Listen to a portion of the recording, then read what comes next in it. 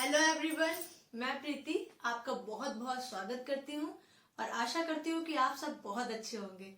तो और मैं आपके लिए लेके आई हूँ some basic concept of chemistry for class 11। यहाँ से मैं स्टार्ट करूंगी आपके लिए इनऑर्गेनिक केमिस्ट्री को। तो बिना देर के हुए स्टार्ट करते हैं अपने बेसिक कॉन्सेप्ट को। और याद रखिएगा, क्योंकि ये हमारा फर्स्ट चैप्टर है और हमने 9th 10th में भी केमिस्ट्री पढ़ी है, बट वहां वो केमिस्ट्री जस्ट लाइक कुछ चैप्टर्स थे और यहाँ आपके 11th में वो एक पूरा सब्जेक्ट हो गया है।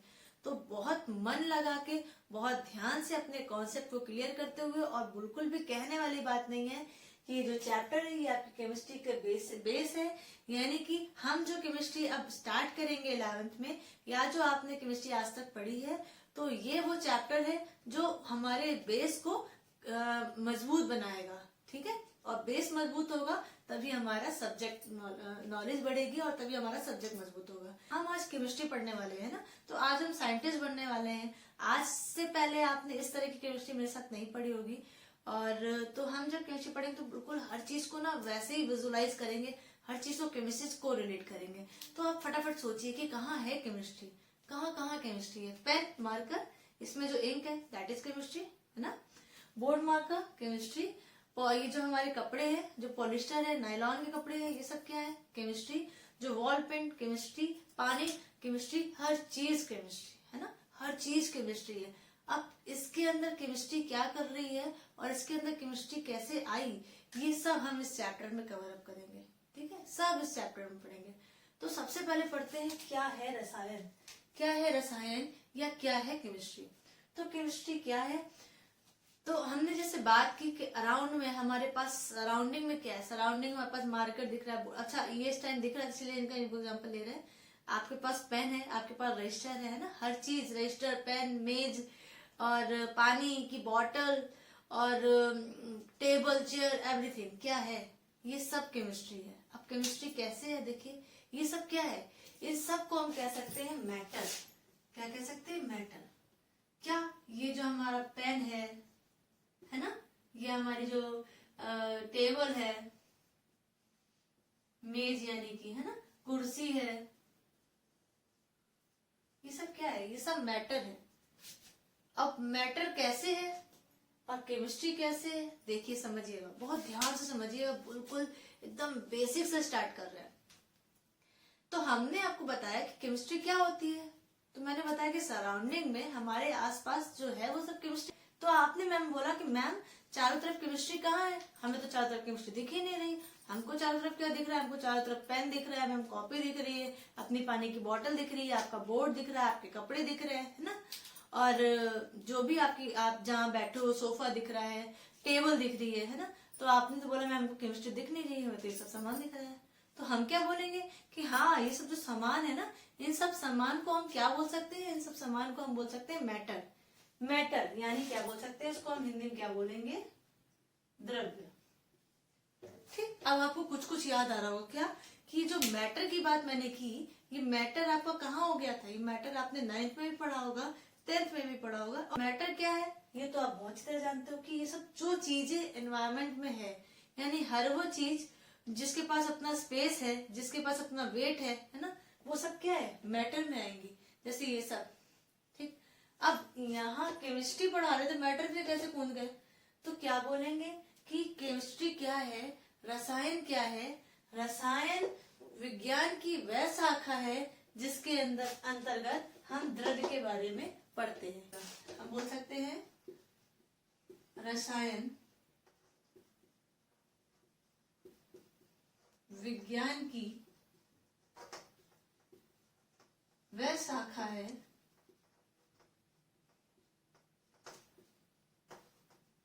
जिसके अंतर्गत या जिसके अंदर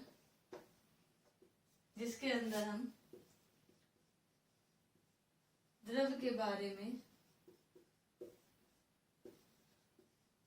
पढ़ते हैं। ठीक है, क्या बोला मैंने? बोला था केमिस्ट्री, फिर आगे मैटर पे, और अब बोल रहे हैं क्या है केमिस्ट्री। तो केमिस्ट्री क्या है? केमिस्ट्री विज्ञान की वह शाखा है जिसके अंतर्गत हम मैटर के बारे में पढ़ते हैं। और मैटर तो आपने देख लिया, हर जगह मैटर है, टेबल तो मैटर, पेन तो मैटर, चेयर टू मैटर और कॉपी टू मैटर, है ना। आपका जो कपड़े हैं वो मैटर, और आपके पास जो आपके वाटर बॉटल रखी वो भी मैटर, फैन लगा होगा वो भी वो भी मैटर, है ना। एसी लगी होगी वो भी मैटर, टीवी लगी होगी वो भी मैटर। तो अब मैटर क्या है ना। तो मैंने बता दिया कि ये सब किसमें आएगा, आपका ये सब किसमें आएगा, मैटर में। अब मैटर और केमिस्ट्री में क्या रिलेशन है, तो देखिएगा, केमिस्ट्री यानी रसायन के अंतर्गत हम द्रव्य के बारे में पढ़ते हैं, द्रव के बारे में पढ़ते हैं। अब द्रव के बारे में क्या क्या पढ़ते हैं, हम ये पढ़ते हैं कि द्रव का निर्माण कैसे हुआ, ये कैसे बने, द्रव के अंदर जो अति सूक्ष्म संरचना है उसके बारे में पढ़ते हैं। क्या क्या पढ़ते हैं, हम पढ़ते हैं इसकी संरचना के बारे में, इसके गुण के बारे में, है ना, निर्माण के बारे में, क्रिया के बारे में। क्लियर हो गया, क्लियर हो गया। देखिए, केमिस्ट्री हमने बोला कि हमारे सराउंडिंग में केमिस्ट्री है। आपने बोला मैम कहाँ, फिर हमने बोला कि ये सब है, तो आपने कहा मैम ये सब तो टेबल कुर्सी मेज है। तो हमने आपसे बोला ये टेबल कुर्सी मेज जो है ये सब क्या है, ये सब मैटर है। अब बोलो मैटर आप पढ़ा रहे हैं कि आप केमिस्ट्री पढ़ा रहे हो। तो मैंने आपको बताया कि हम केमिस्ट्री के अंतर्गत क्या पढ़ते हैं, मैटर के बारे में। अब केमिस्ट्री के अंतर्गत हम मैटर के बारे में क्या पढ़ते हैं, या रसायन के अंतर्गत हम द्रव्य के बारे में क्या पढ़ते हैं। तो रसायन के अंतर्गत हम द्रव्य के बारे में पढ़ते हैं। तो द्रव्य कैसे बना, द्रव्य की क्या संरचना है ना, द्रव्य का निर्माण कैसे हुआ, या द्रव्य क्या क्या अभिक्रियाएं कर रहा है, या द्रव्य की क्या क्या क्वालिटी है, ठीक, क्या क्या उसके गुण हैं, ठीक है। तो ये सब हम किसके अंतर्गत पढ़ते हैं, रसायन के बारे में अंतर्गत पढ़ते हैं। या तो आप क्या कह सकते हो, आप ये कह सकते हो कि केमिस्ट्री क्या है, केमिस्ट्री मानव जीवन को बहुत आसान बनाने के लिए, उत्तम बनाने के लिए और एक नई दिशा देने के लिए द्रव के निर्माण और उपयोग और इसका अध्ययन है, ठीक है। तो समझ में आया आपको क्या होता है केमिस्ट्री।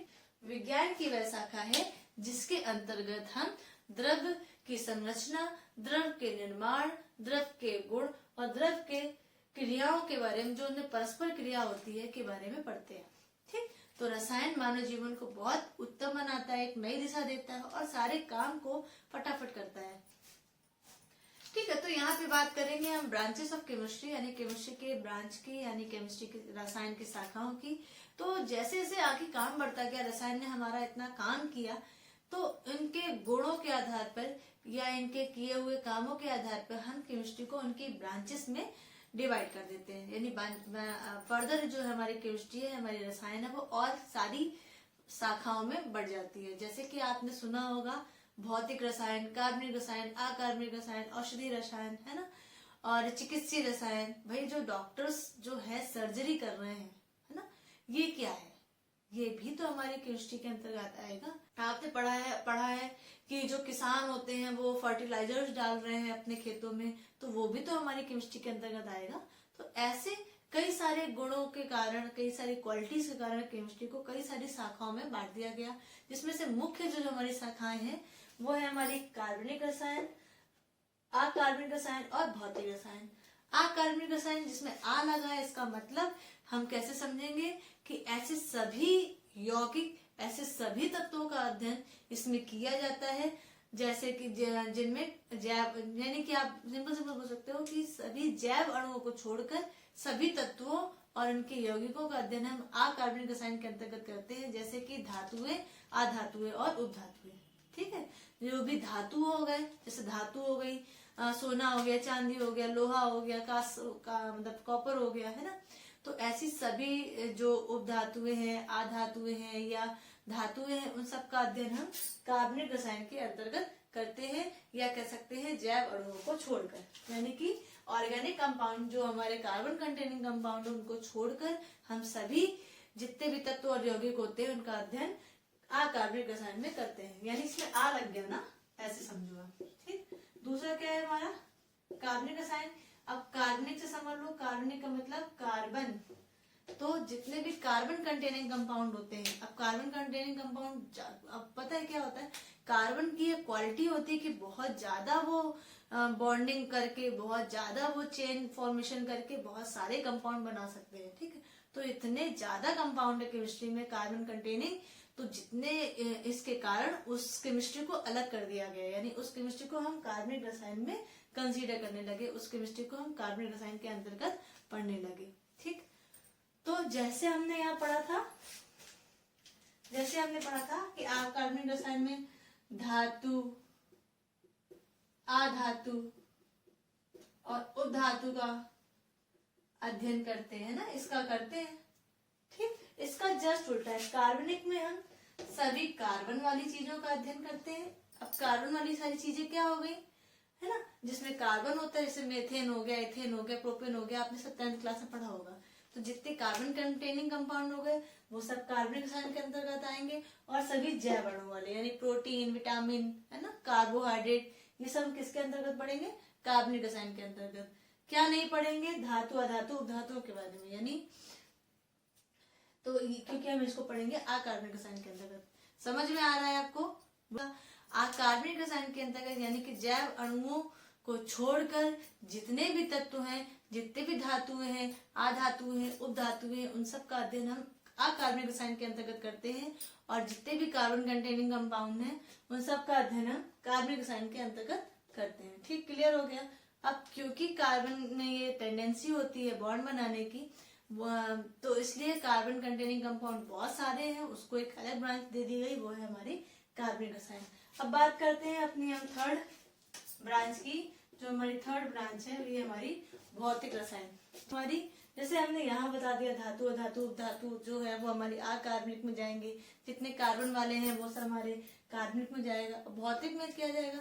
अब इनके बीच में यानी कि रसायन में जितनी भी रिएक्शन होती है, आपने रिएक्शन पढ़ी थी ना 10th क्लास में, जो अभिक्रियाएं होती हैं वो कैसे हो रही है, उसमें क्या टाइम लग रहा है, क्यों हो रही है ना, और क्या उसकी अवस्था में परिवर्तन हो रहा है, ये सब हम पढ़ेंगे भौतिक रसायन के अंतर्गत।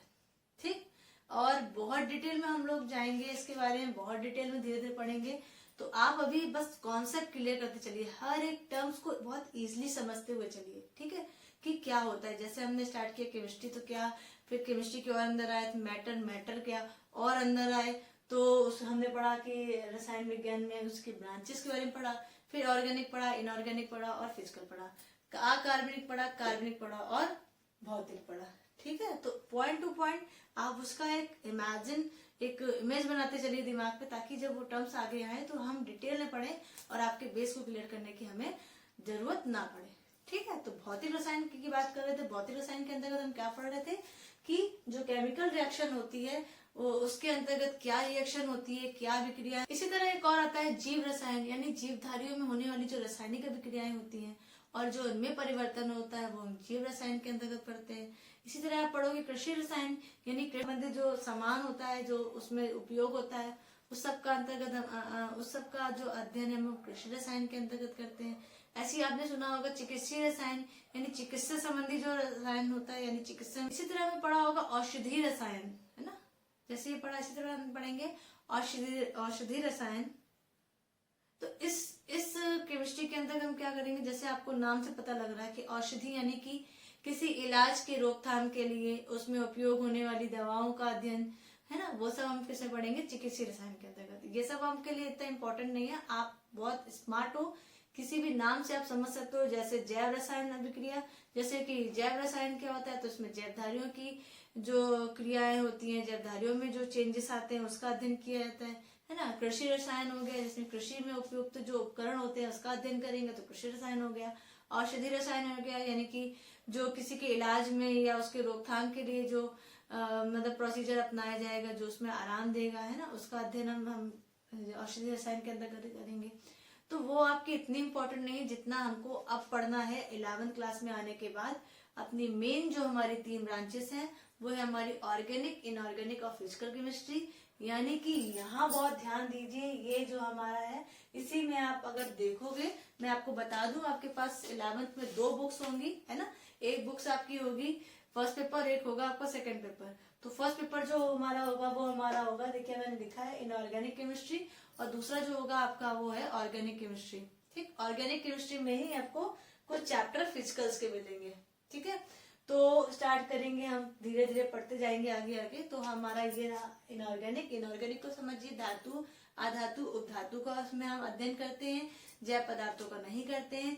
कार्बनिक रसायन में हम सभी कार्बन युक्त जो कंपाउंड होते हैं, जो यौगिक होते हैं, उसका अध्ययन करते हैं। और साथ में जैव पदार्थ कौन कौन से होते हैं, प्रोटीन, कार्बोहाइड्रेट, है ना, विटामिन, इन सब का अध्ययन करते हैं। इसके बाद आते हैं हम भौतिक रसायन, जिसमें हम इन दोनों में जो रिएक्शन हो रही है उसमें कौन सा सिद्धांत काम कर रहा है, क्या अवधारणाएं होती है ना, क्या उसमें तापमान, क्या उसमें एनवायरमेंट है, किस एक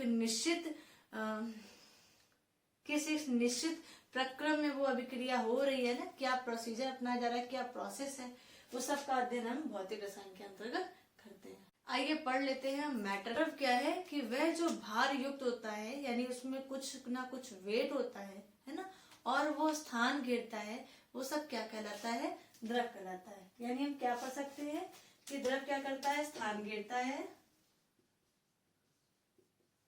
स्थान घेरता है, और क्या होता है, भार होता है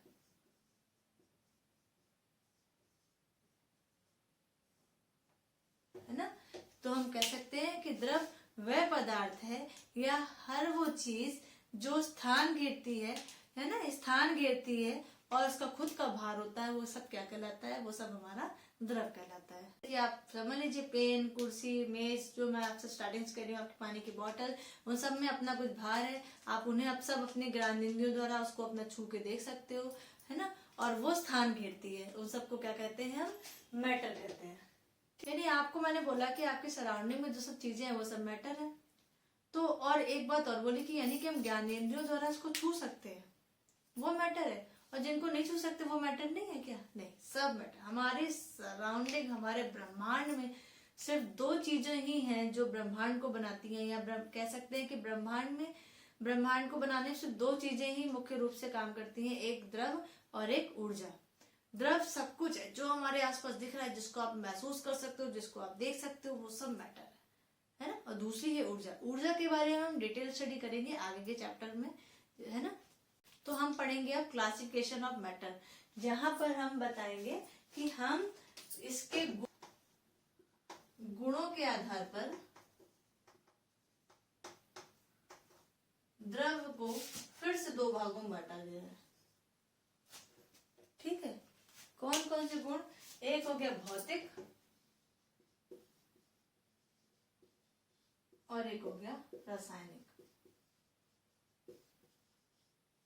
ये मैंने आपसे बोला कि जिन सभी वस्तुओं को, जिन सभी चीजों को हम अपने ज्ञानेंद्रियों द्वारा महसूस कर सकते हैं, जिनमें स्थान घेरता है और जिनमें खुद का भार होता है, वो सब द्रव कहलाते हैं। अब क्या है, जब इसको और डिटेल में पढ़ेंगे तो हम जानेंगे कि द्रव के गुणों के आधार पर इनको फिर से दो भागों में बांट सकते हैं। अब ये तो आप समझ सकते हो, भौतिक का मतलब फिर से वही चीज जिनको पकड़ सकते हैं, देख सकते हैं, महसूस कर सकते हैं, और रासायनिक को तो कोई महसूस कर ही नहीं सकता, रसायन, है ना। तो भौतिक अवस्थाओं के आधार पर, यानी भौतिक अवस्था जो हमें दिख रही है ना, तो भौतिक के आधार पर, भौतिक गुणों के आधार पर, भौतिक मतलब गुणों के आधार पर हम इसका भौतिक वर्गीकरण करेंगे द्रव का। तो फिर से हम इसको बांटेंगे ठोस, द्रव और गैस में। यानी अब फिर से हम क्लासिफाई करेंगे, उसको बांटेंगे कि हम जो बात कर रहे थे किसी टेबल की, है ना, वो टेबल किस में आएगी, ठोस में। हम जो बात कर रहे थे पानी की बोतल की, वो किस में आएगी, द्रव में। और जो हम बात कर रहे थे कि आप अगर आसपास बैठे हो, कैंडल जल रही है या किसी के यहाँ अगरबत्ती जल रही है, जो धुआं निकल रहा है, खाना बन रहा है, जो धुआं निकल रहा है, वो सब भी मैटर है ना। तो हम गुणों के आधार पर फिर से मैटर को तीन भागों में बांट सकते हैं। पहला होगा हमारा ठोस, यानी कि जो मेज, कुर्सी और टेबल और अगरबत्ती और उसकी बात कर रहे थे, उसमें टेबल, मेज जो हमारा ठोस, जो हमारा द्रव, और एक हमारा गैस। तो यहाँ पे हम बात कर लेते हैं द्रव के भौतिक वर्गीकरण का। तो हमने आपको बताया कि गुणों के आधार पर द्रव को फिर से दो भागों में बांटा गया था, भौतिक गुण और रासायनिक गुण। और भौतिक गुणों के आधार पर द्रव का फिर से वर्गीकरण किया गया तीन भागों में। पहला था ठोस, द्रव और गैस। जैसा कि यहाँ पे मैंने आपको डायग्राम के थ्रू समझाने की कोशिश की है। क्या है, बड़ा द्रव, यानी कि हम जो बात कर रहे थे बस की, यानी कि अब इतनी ज्यादा बस में रश है, इतनी ज्यादा हमारी जो बस भरी हुई है कि आपको अगर धक्का भी लगता है तो आप फिक्स रहते हो, क्योंकि सामने भी इंसान, बगल में भी इंसान है ना, आप हिल नहीं पाते। वही सेम केस जो होता है हमारा ठोस के साथ होता है। इसके अणु इतने पास पास होते हैं कि अगर हम इसको प्रेस करते हैं तो उसके पास बिल्कुल भी जगह नहीं होती, बिल्कुल भी स्पेस नहीं होता कि इसके अणु इधर से उधर हो पाए, क्योंकि इसके अणु प्रेस करने पर या इस पे मतलब बल पूर्वक जब हम इस पे बल लगाते हैं, ऊपर से अगर प्रेशर डालोगे ना, जैसे आपके लिए हम बस वाला एग्जांपल दे रहे हैं कि अगर आपको बस में धक्का भी लगेगा तो आप गिर नहीं सकते, क्योंकि अगल बगल सारी तरफ इंसान है ना। और ऊपर से प्रेशर करने पर इसके अणु एक दूसरे से दूर दूर नहीं हो सकते, क्योंकि जगह ही नहीं है ना। तो इसलिए इनका आकार जो होता है निश्चित होता है, ठीक है, और इनका आयतन भी निश्चित होता है। यानी आप देखो, अगर किसी लकड़ी के टुकड़े को हम ले लें या नमक या बर्फ के टुकड़े को अगर हम ले लें, तो आप उसको चाहे जितना दबाओ उसके आकार में कोई परिवर्तन नहीं होगा, ना ही उसके आयतन में परिवर्तन होगा, ठीक है, ना आकार में परिवर्तन होगा, ना ही उसके आयतन में परिवर्तन होगा। जितना बड़ा नमक का टुकड़ा होगा, जितना बड़ा लकड़ी का टुकड़ा होगा, वो उतना ही बड़ा रहेगा, है ना। तो इसलिए ठोस के अणु, नमक जो होता है वो ठोस होता है, बर्फ जो होता है वो ठोस होता है, ठीक।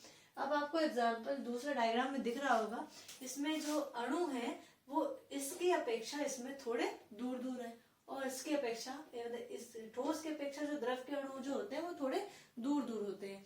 तो चीज आप देखो, जब आप किसी पानी को धक्का मारते हो, यानी पानी में जब प्रेशर करते हो तो पानी फैलने लगता है। इस बाल्टी आपकी पूरी भरी हुई है, आप उसको धक्का मारोगे तो फैलने लगेगा। या आप एग्जाम्पल ले लो कि अब जो हमारी बस बिल्कुल खचाखच भरी थी, उसमें कुछ लोग कम हो गए, कुछ लोग उतर गए, धीरे धीरे स्टेशन आता जाता है, लोग उतरते जाते हैं ना। तो जैसे जैसे कुछ लोग कम होते जाएंगे, वैसे वैसे अगर आपको धक्का लगेगा तो आप धक्के में थोड़ा थोड़ा इधर उधर होते हो, है ना। तो वही सेम यहाँ द्रव का है। जब हम द्रव को ऊपर से नीचे की ओर दबाते हैं तो उसके आयतन में परिवर्तन नहीं होता, लेकिन उसके आकार में परिवर्तन हो सकता है। यानी कि सिंपल सी बात है, अगर हमारे पास किसी बोतल में 1 लीटर पानी है, हम उस 1 लीटर पानी को अगर किसी भगोने में डाल देते हैं, है ना, किसी बड़ी सी प्लेट में, थाली में डाल देते हैं, तो वो थाली का आकार ले लेता है। कटोरे में डाल देते हैं तो वो कटोरे का आकार ले लेता है, ठीक। यानी अगर आप इसको धक्का दोगे तो ये मॉलिक्यूल उधर जा सकता है, ये मॉलिक्यूल उधर जा सकता है। यहाँ देखिए, यहाँ बिल्कुल है ही नहीं, ये कहाँ धक्का मारेगा, ये कोई धक्का मार ही नहीं सकते ना एक दूसरे में। यहाँ भी क्या, इसने इधर धक्का दे दिया, ये इसको इधर धक्का दे रहा है, ये इधर धक्का दे रहा है, ये इसको इधर धक्का दे रहा है, लेकिन फिर भी स्पेस है ना टहलने के लिए। तो इसलिए निश्चित आयतन तो होता है, लेकिन आकार अनिश्चित होता है। यानी अगर आप पानी की बोतल को, यानी कि देखो, जब वो बोतल में है तो बोतल का आयतन लिए, बोतल का आकार लिए, है ना। जब आपने इसे पलट दिया तो कटोरे में डाल दिया तो कटोरे का आकार ले लिया, यानी उसके आकार निश्चित नहीं है, लेकिन आयतन तो वही रहेगा ना। अगर 1 लीटर पानी है तो वो 1 ही लीटर रहेगा, ऐसा नहीं किटोरे में डालने में आधा लीटर हो जाएगा। अगर आपने पूरा पानी पलट दिया है तो आयतन में परिवर्तन नहीं होता, लेकिन आकार में परिवर्तन हो जाता है, किसमें, द्रव में, ठीक है। तो एग्जाम्पल हमारा हो गया तेल और जल। सिंपल से देखो, आप जब शॉप पे जाते हो तो तेल उसको कंटेनर में होता है, उसके पास एक बड़े से बर्तन में होता है, आप अपनी बोतल लेके जाते हो तो वो उसमें डाल देता है ना। तो उसके आकार परिवर्तन तो हो गया, लेकिन आयतन में परिवर्तन तो नहीं हुआ, है ना। अगर आपने 1 लीटर मांगा तो 1 लीटर तो देगा वो आपको। दूसरा आता है गैस पे, यानी इसके बीच में और भी ज्यादा। अब इसको अगर आप धक्का मारोगे तो ये इधर खिसक सकता है, ये वाला इधर खिसक सकता है, ये इधर खिसक सकता है, ये इधर खिसक सकता है, ये इधर खिसक सकता है ना, ये इधर, ये इधर, यानी और इसलिए इसका आकार निश्चित नहीं होता। आप देखो, छोटी सी अगरबत्ती को आप जलाओ तो पूरे कमरे में धुआं फैला देगी, है ना। तो इसलिए कह सकते हैं कि इसका निश्चित आकार नहीं होता और निश्चित आयतन भी नहीं होता, ठीक है। सोचा नहीं कि धुआं बहुत आइडियल निकलेगा, एक मतलब यूं ही निकलेगा, कभी ऐसे फैल के निकलता है, कभी कैसे फैल के निकलता है। तो गैस का ना निश्चित आकार होता है, ना ही निश्चित आयतन होता है। और ये बहुत इंपॉर्टेंट है आपके पॉइंट ऑफ वो एग्जाम के पॉइंट ऑफ व्यू से, क्योंकि पूछा जाता है डिफरेंस। क्या आता है इसमें आता है डिफरेंस। ये पूछा जाता है कि ठोस, द्रव और गैसेस को में क्या अंतर है, इसमें अंतर बताओ, है ना, ठीक है। तो याद रखिएगा, बहुत इंपॉर्टेंट है आपके